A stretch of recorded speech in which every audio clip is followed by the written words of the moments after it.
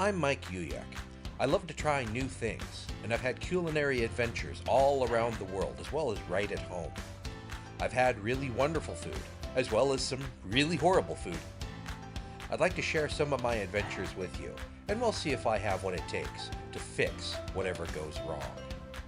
This is Recipe Redemption.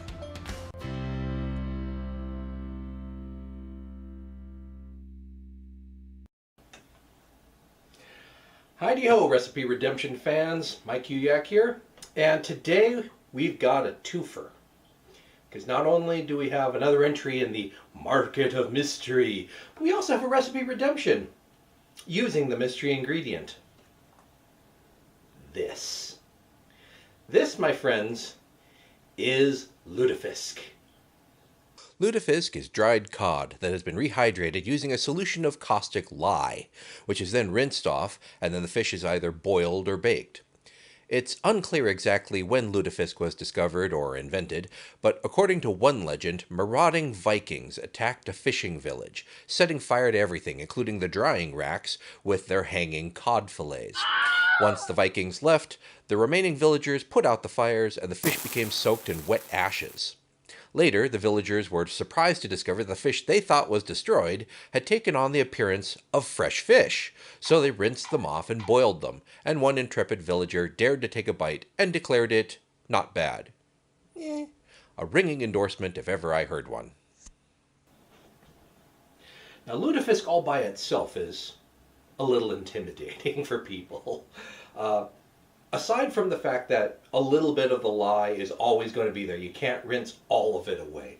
But there's enough of it there, you can smell it a little bit, you can taste it a little bit in the meat. But moreover, it actually changes the cod. Now obviously, the cod was dehydrated and then rehydrated with lye. And that changes it quite a bit. So there's some cellular degradation in that process, but the lye itself actually causes the proteins to denature a little bit. Now, what I mean by denaturing, proteins, when they react with things, it isn't only just because of their chemical formula, it's also what shape they're in. They fold themselves into these complex three-dimensional shapes, and they only work for whatever it is that they're designed to do if they're in that shape. Now, exposure to certain chemicals, certain alcohols, strong bases, strong acids, tend to cause those proteins to change shape. Sometimes they completely unfold, others they just sort of flip over into a different shape. They don't work the same anymore. So lye, being a fairly caustic chemical, causes some of the proteins in the meat to denature, and as a result, the texture of the fish changes. It actually becomes less firm, we'll put it that way. Some people describe it as gelatinous. I'm not really detecting that. It's soft, but I mean, it's an uncooked piece of fish, so it should be pretty soft anyway. But what ends up happening when you cook this is if you overcook it, it becomes like fish jello. And a lot of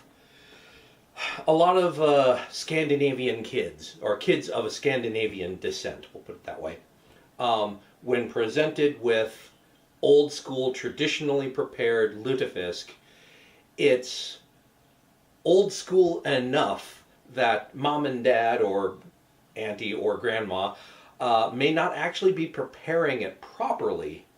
And so what you get is the fish jello, which is a little off-putting to some people because you're not used to having fish jello. So we're going to start off by just cooking it properly, seeing what happens. Now, there are two traditional ways of doing it, or really one traditional way and one accepted way of doing it, which is, the traditional way is to boil it. Is you take your piece of lutefisk, you tie it in cheesecloth to keep it from just completely disintegrating, and boiling that. The other way that's become more accepted is to bake it. And you can sort of see how by putting it in a dry environment, hot dry environment, that it has a tendency to dry out. and will be less likely to become gelatinous, but you run the risk of overcooking it the dry way and having just a piece of shoe leather. So really, most ways that they advise you to cook it are for a short amount of time at a high temperature, either in boiling water or in a hot oven. We're going to try that first. But I've also run across a lovely, lovely little pamphlet, and it's put out. It's sort of a tongue-in-cheek tome, which talks about specifically Lutheran, but Lutheran women of Scandinavian descent who are the main people that you find in church basements cooking for church socials. And so it's a cookbook of all the church social favorites. One of the recipes in there is for, arguably traditional, a Lutefisk pudding. You heard me, pudding. So we're going to try that, and I don't know if there's any way to redeem that, but I have an idea of how to redeem this. If it turns out the traditional way of eating this is still kind of off-putting, even if I do my absolute best to prepare it properly, I have an idea of what to do to fix or address the main complaints that people have when they eat lutefisk. So let's get started. We're going to start first with just preparing a small amount, the traditional way, and trying that. Okay, to start with, for the baked lutefisk, I just have a small piece on a baking sheet that I'm putting into a 350-degree oven for about 15 minutes. In the meantime, I have some water that's just come up to a simmer, and I've placed a similar sized piece of lutefisk, and I'm just going to poach it.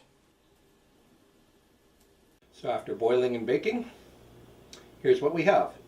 Now these are traditionally served with a butter sauce, and the recipes for the butter sauce that I've found online all basically boil down to, if you'll pardon the cooking pun, either a hollandaise or a béarnaise type sauce. It's typically an egg thickened sauce with butter as the oil, maybe a little bit of mustard, but basically it ends up being like a hollandaise or a béarnaise sauce. I know that there are some people who actually serve their lutefisk with a mustard sauce, but I haven't really found much mention of that, so I don't know how traditional that is.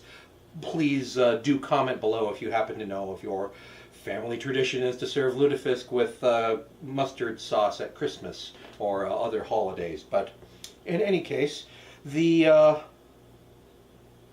boiled, or in my case poached, lutefisk is definitely significantly softer in texture than the baked one. It retains all of its moisture because it was in water. Yeah, it's very gelatinous. Let's see how it tastes.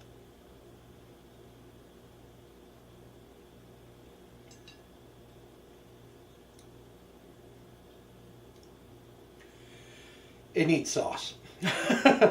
The flavor is mild to almost non-existent. And the texture, I don't think I went too far with it. Obviously with this small piece, I probably could have simmered it for less time, but since I was poaching instead of boiling, it was a little bit gentler, and I wasn't sure if it was going to cook through. This might be a little bit overdone, but yeah, I can see how this would be off-putting because it's not really Jell-O per se. It's watery, and it's almost like all the flavor has been boiled out of it. But it's almost airy. I mean, it's almost like a fish flavored sponge cake, if that makes any sense. Let's try the baked lutefisk. Okay, a bit firmer. I actually have to try and cut it. Center is still quite soft. Again, not much flavor. I'm actually quite surprised. I was expecting more of the lye flavor, but I've actually rinsed most of that off. There's a tiny hint of it, but On the whole, there's almost no flavor at all. So really, uh, this becomes kind of a vehicle for whatever sauce you put it on. So it's really the flavor of the sauce that you're going for. Um, I don't hate it, but there's not really much there to love or hate. Um, let's see if the Lutefisk Pudding does anything for this. To start my pudding, I cooked some rice in some salted boiling water. I'm not going to mention quantities since I'm trying to cook only a single serving here, so it's about a quarter to a fifth of what the recipe actually calls for. Once the rice is cooked, I transferred it into a mixing bowl with some cooked lutefisk. The recipe doesn't say how much, so I just went with about a cup of half-inch cubes, plus a tablespoon of butter, and about half a cup of half and half a cup of water. The recipe called for a cup of thin cream, and I had no idea what that meant, so this is my best guess.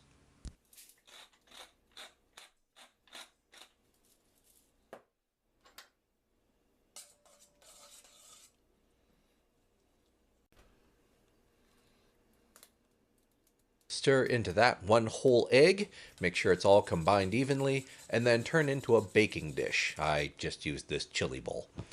The recipe just says bake it. No time, no temperature. I ended up leaving it in a 350-degree oven for an hour and a half. Once the pudding stops bubbling and the rice is set, turn it out carefully onto a plate and serve.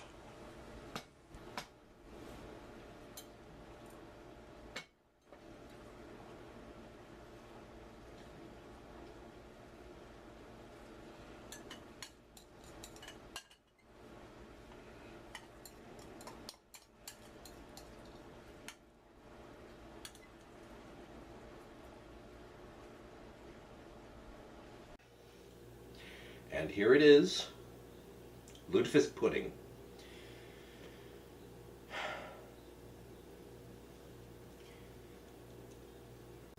So, a lot of people have stated over the years that one of the big issues that they have with Scandinavian cooking, Norwegian cooking in particular, is it tends to be white. A lot of white foods with white sauces poured on them. So, from a presentation standpoint, a lot of Norwegian foods tend to be kind of monochromatic and mysterious. You don't know what you're getting because it's all the same color, and a lot of times all the same texture.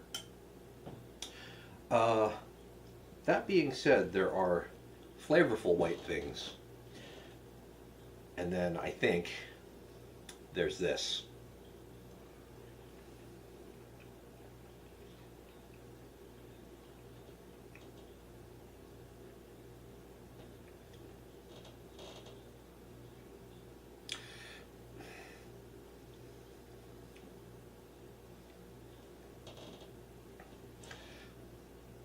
It's like slightly cheesy rice with salt and pepper. Again, the lutefisk disappears quite literally. Those chunks that I threw in here have almost completely disintegrated. I don't actually see any chunks of fish in this, so it's dispersed and been completely absorbed by the rice. The milk that it's boiled in and the egg that was mixed in has thickened it. It's almost like there's scrambled eggs or curds in among the rice granules, but it's kind of holding it together. But basically,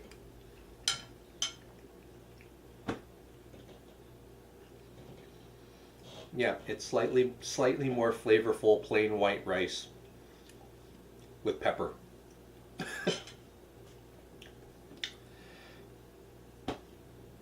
I don't know what else to say about that.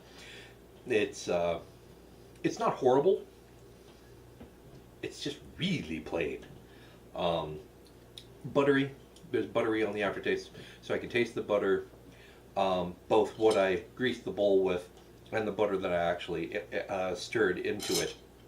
You can actually taste the butter. as a sort of a finish. But the actual flavor of the pudding,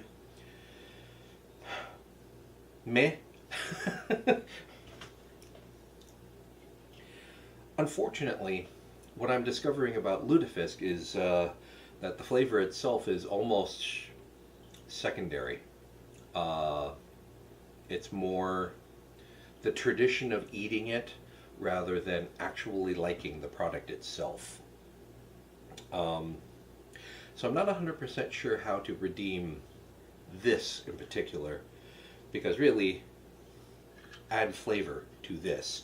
Um, More fish, maybe some shrimp. Um, Stuff this in a lobster and roast it. Just about anything. Add any other flavor to this would improve it, because bleh, it's very plain. But I think if we go in the other direction with the Lutefisk, now that we've seen that with our little experiment, the baked Lutefisk definitely had more structural integrity. It held together and it was definitely firmer than the boiled stuff. And as we've seen, since the pudding essentially simmered in milk for an hour and a half in the oven, that the fish completely disintegrated.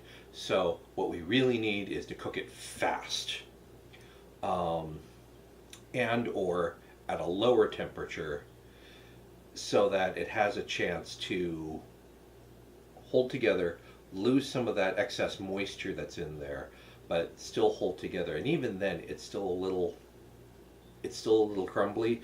So it needs something to help it hold together.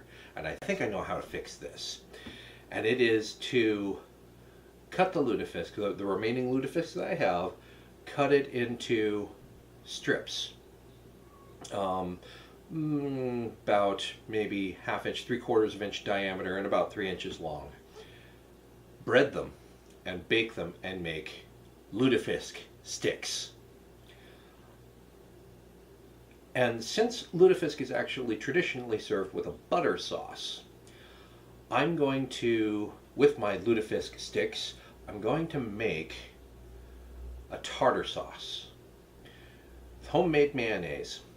But to kind of keep this sort of close to the traditional recipe, I'm going to use clarified butter instead of regular vegetable, at least for part of the oil. I'm going to use clarified butter, and that's going to give it that rich buttery flavor, in addition to the flavors of the capers and the pickle relish that is added to the mayonnaise to make relish.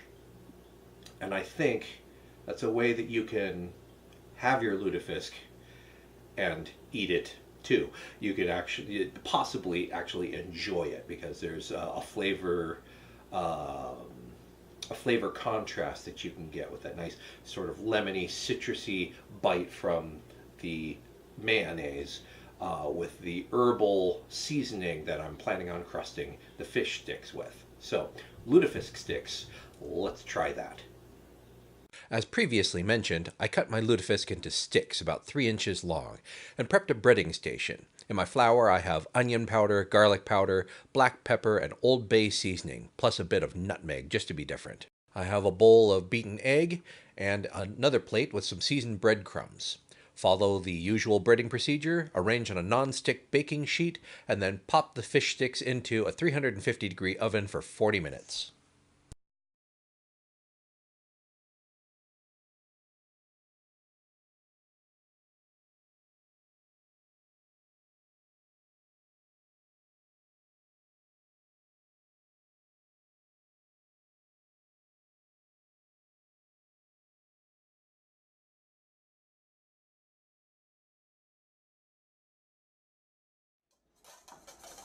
For the tartar sauce, we start with the mayonnaise. 1 egg yolk is beaten with the juice of a lemon and about a teaspoon of coarse ground mustard until well combined. Slowly incorporate 1/4 cup of clarified butter while whisking to maintain a stable emulsion.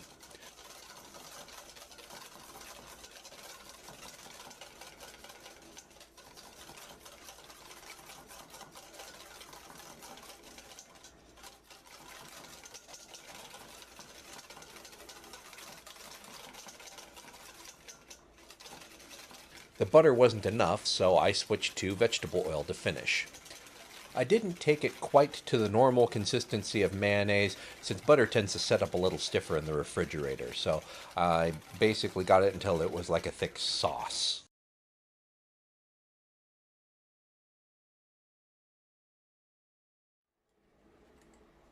Once the lutefisk sticks were out of the oven, I took the mayonnaise out and added about a teaspoon of capers. I didn't bother to chop them because I like them whole. And a tablespoon of dill pickle relish.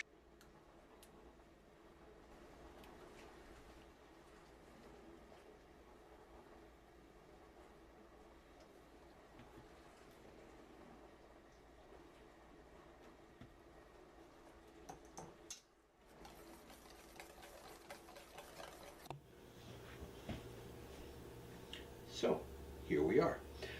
The texture is still quite spongy, even with the bread. The breading does help hold it all together, and baking it versus boiling it certainly does help it firm up a little bit, but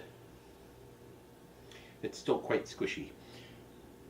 I'm going to have some of my lovely butter-based tartar sauce.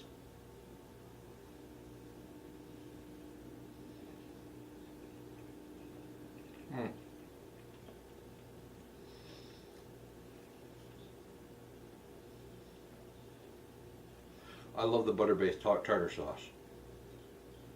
That's fantastic. That is also all that I taste. Even with the seasoning in the flour and the seasoned breadcrumbs, there's very, very little flavor that I can taste on its own. It's a little bit toasty from being baked, but no real fish flavor. Very little of the seasonings really cut through the tartar sauce.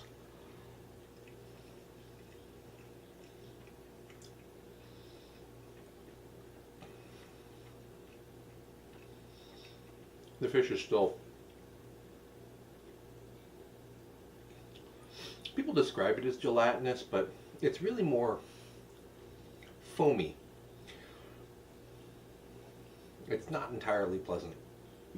It's certainly better. It's better than the plain lutefisk, but I could almost eat this with a spoon. But lutefisk, not so much. I might try actually incorporating lutefisk into some sort of fritter that's flavored with other things. So you could do other seafoods, and if you had lutefisk around, use that as filler fish. But honestly, for what you pay for the lutefisk, just get regular fish. It's not as processed. It actually has more flavor. It has more texture. I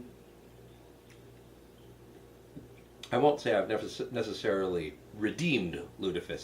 However, if you're from a Scandinavian family, you have older relations, perhaps from the old country, who just demand that you have lutefisk for Christmas dinner. You could make lutefisk sticks for those few people who might want to try it, but might not like the plain stuff. And give them the option. You can try. They can ease their way into this holiday tradition of having lutefisk. Part of it also that I didn't include with this is all the accompaniments. A lutefisk dinner usually isn't just the lutefisk. You have potatoes, usually peas on the side, that really goes fairly well with the butter sauce that's usually served with the lutefisk. So as part of an overall meal, not bad. All by itself, not the greatest thing in the world, but I think the lutefisk sticks or lutefisk fritters with other seafood in them, other flavors, not the worst thing in the world either. So I recommend at least giving it a try. There's nothing really to be afraid of. I tried it. It's not horrible. It's not slimy. It's not really gelatinous though, but that's the closest that some people can describe it. But I would describe it as kind of airy. It does sort of dissolve in your mouth. And it just has a sort of a spongy texture that sort of disappears like foam. So inoffensive.